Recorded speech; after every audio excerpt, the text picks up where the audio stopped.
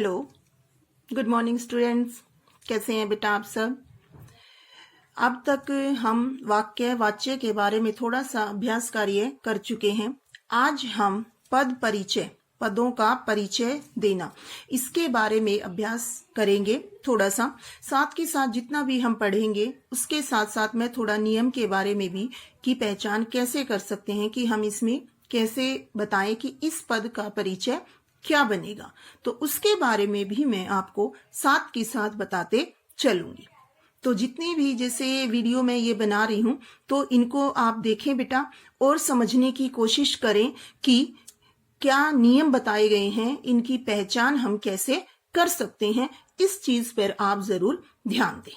ठीक है, तो अब जब तक हमारे परीक्षाएं आएंगी वार्षिक, तब तक हम ये थोड़ा सा अभ्यास कार्य इसीलिए करेंगे क्योंकि अब की बार जो आएगा वो हमारा बहुविकल्पीय प्रश्नों के रूप में हमें जो है ये हमारी व्यवहारिक व्याकरण आएगी। तो इसके लिए सबसे जरूरी चीज यही है कि जितना अभ्यास हम इन प्रश्नों का करेंगे उतनी ही जो भी हमारे डाउट्स होंगे वो क्लियर होते चलेंगे। ठीक है, तो आज की इस वीडियो में हम जानेंगे कि पदों का परिचय देते समय हमें क्या ध्यान रखना चाहिए और उनकी पहचान जो है हम कैसे करें कि किसमें कौन सा पद है और इस पद का परिचय हमें कैसे देना है।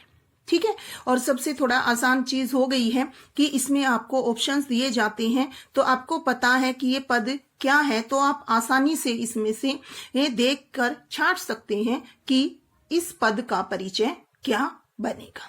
ठीक है, तो आइए सबसे पहले हम पहला वाक्य हमारा देखते हैं। दरवाजे पर कोई खड़ा है, इसमें कोई का परिचय जो है वो हमें देना है। तो अब आपके सामने 4 ऑप्शन दिए गए हैं, इन चारों में से हमें देखना है कि सही आंसर कौन सा है। तो अब ध्यान से देखिए, कोई, तो हमें ये नहीं पता कि ये कोई कौन है, तो सरनाम है ये तो हमें पता ही है। कोई मतलब, तो इसका मतलब क्या है कि हमें निश्चित नहीं पता। तो इसमें हम क्या देखेंगे, सबसे जरूरी चीज कि निश्चित रूप से कोई खड़ा है, कोई भी हो सकता है ये, तो निश्चय नहीं है, ना हमारे सामने प्रश्न के रूप में पूछा गया है और ना ही ये पुरुषवाचक सरनाम है। ठीक है, तो ये क्या हुआ, अनिश्चित रूप से, कि अनिश्चय है, ये निश्चित नहीं है कि कौन है, तो हमारा क्या आएगा इसमें, सरनाम, अनिश्चयवाचक सर्वनाम और एकवचन। ठीक है, तो एक चीज जो मैं आपको यहां बताना चाहती हूं, अनिश्चयवाचक सर्वनाम में कोई और कुछ, इन 2 शब्दों का प्रयोग किया जाता है। कोई जो है वो प्राणीवाचक संज्ञा के लिए आता है और कुछ जो है वो अप्राणीवाचक संज्ञा के लिए आता है।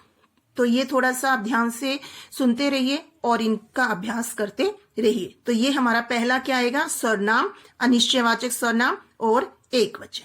ठीक है, अब दूसरा देखिए, खरगोश तेज दौड़ता है, इसमें हमें तेज का पद परिचय देना है। ठीक है, तो अगर हम देखें क्रिया के साथ है तो जाहिर सी बात है किसकी विशेषता बता रहा है यहाँ पर, ये क्रिया की। कैसे दौड़ता है, तेज, तो ये क्रिया की विशेषता है। तो ये हमारा क्या है, एक तरह से यहाँ पर क्रिया विशेषण। क्रिया विशेषण के 4 भेद होते हैं, ये हमने किया हुआ है, कालवाचक, स्थानवाचक, परिमाणवाचक और रीतिवाचक। इन चारों के लिए कौन से शब्द प्रयोग होते हैं वो भी मैंने आपको बताया था कि काल के लिए समय के बात होगी तो क्या होगा, कब, स्थान, कहां, परिमाण, कितना या कितनी। ठीक है, और रीतिवाचक कैसे। ठीक है, तो अब हम इसमें देखते हैं कैसे दौड़ता है तेज, तो कैसे शब्द किसके लिए बताया हुआ है आपको, रीतिवाचक के लिए। तो इसका आंसर हमारा क्या आएगा, रीतिवाचक क्रिया विशेषण। ठीक है बेटा, तो कई बच्चे इसमें यहां पर कंफ्यूज होते हैं तेज कि ये खरगोश की विशेषता है। नहीं, इस चीज का आप ध्यान रखिए, क्रिया से पहले लगकर जब उसकी विशेषता बताते हैं तो वो शब्द या वो पद हमारे कौन से होते हैं, क्रिया विशेषण होते हैं। और जब यही शब्द संज्ञा या सर्वनाम के आगे लगकर उनकी विशेषता बताते हैं तब वो होते हैं हमारे विशेषण।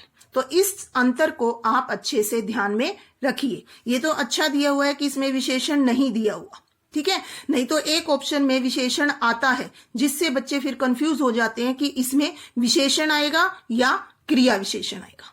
तो इस चीज का ध्यान रखिए, क्रिया से पहले लगकर कोई शब्द अगर उसकी विशेषता बताता है तो वो हमारा क्रिया विशेषण होता है।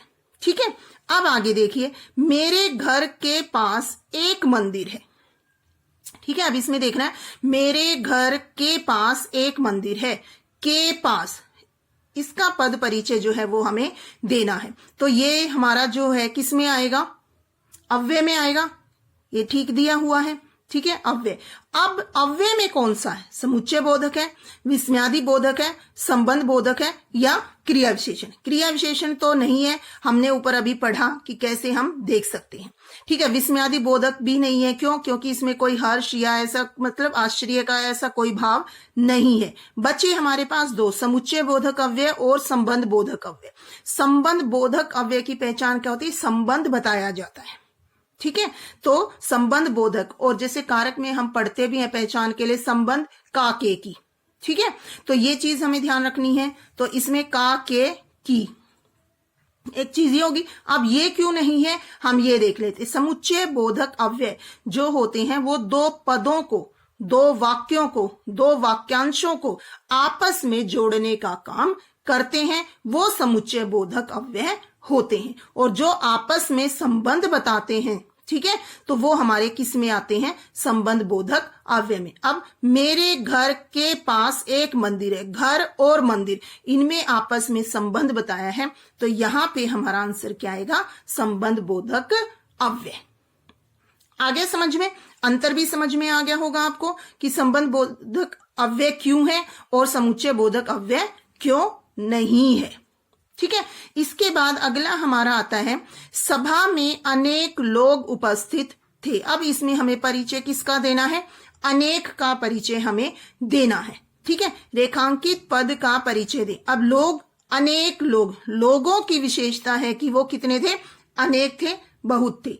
अब इसमें आप ध्यान से देखिए, गुणवाचक विशेषण है, एक वचन है, विशेष्य है। ठीक है, दूसरा संख्यावाचक विशेषण है, एक वचन है, विशेष्य लोग। तीसरा भी गुणवाचक विशेषण है, बहुवचन और विशेष्य लोग। संख्यावाचक विशेषण, बहुवचन, विशेष्य लोग। अब गुणवाचक में हमें पता है कि गुण बताया जाता है, गुण मतलब अच्छा बुरा जो भी आए, लेकिन यहां पर लोगों की क्या बताई गई है, संख्या। तो हम क्या करेंगे कि ये तो हमारा हो ही नहीं सकता।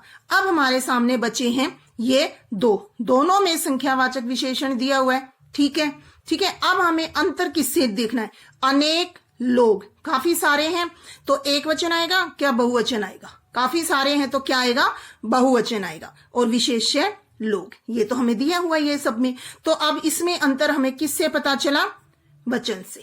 तो हमारा आंसर क्या आएगा, संख्यावाचक विशेषण, बहुवचन, विशेष्य लोग। यानी लोग संज्ञा, लोग विशेष्य की विशेषता है कि वो अनेक है, और संख्या है, गिनती कर सकते हैं हम, तो हमारा किस में आएगा, संख्यावाचक विशेषण। और कई बार इसमें अंतर ऐसे भी दे देते हैं, संख्यावाचक विशेषण और अनिश्चित संख्यावाचक विशेषण। तो इसमें अनेक लोग, काफी हैं, 2 है, 4 है, 10 है, 20 है, 100 है, कितने भी हो सकते हैं ये। ठीक है, तो फिर हम किसको करते हैं टिक आंसर में, अनिश्चित संख्यावाचक विशेषण। ठीक है बेटा जी, आगे यहां तक समझ में।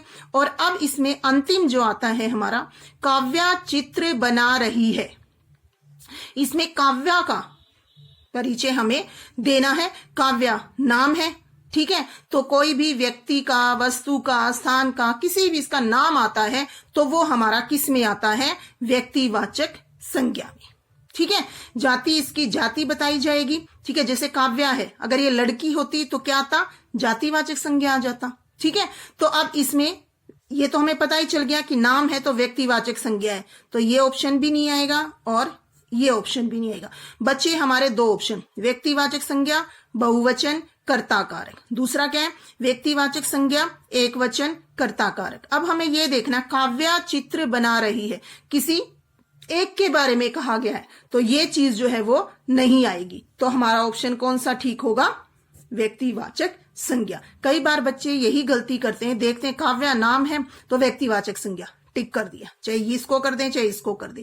आपको ये देखना है उसके बाद अगर दो चीजें एक जैसी आपको दी हुई हैं तो आगे जो दिए हुए हैं, ठीक है, उस पद का आगे जो परिचय दिया हुआ है वो हमें देखना है ध्यान से। जैसे इसमें बहुवचन और इसमें एक वचन, इससे हमें पता चल रहा है कि ये वाला आंसर जो है वो हमारा ठीक है। तो इस चीज का ध्यान आपको अच्छे से रखना है कि जब हमें दो चीजें एक जैसी दी जाएं तो उसके बाद आगे जो दिए हुए हैं हमें उनको ध्यान से देखना है कि उनके अनुसार हमारा ऑप्शन कौन सा सही होगा। तो इसमें हमारा आंसर जो है ये ठीक है। ठीक है बेटा जी, तो आज हमने जो अपना अभ्यास कार्य किया वो किसके बारे में किया?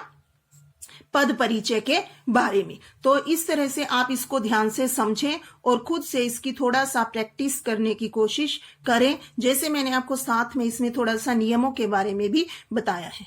आगे भी हम इसी तरह की पद परिचय की ही और भी अभ्यास करेंगे। तो जितनी बार भी हम इनके जो सैंपल पेपर करेंगे तो मैं एक एक करके आपको थोड़ा थोड़ा इसके बारे में बताती रहूंगी कि हम इनकी पहचान कैसे कर सकते हैं। उम्मीद है कि ये चीज आपको समझ में आई होगी और आपके लिए काफी उपयोगी साबित होगी।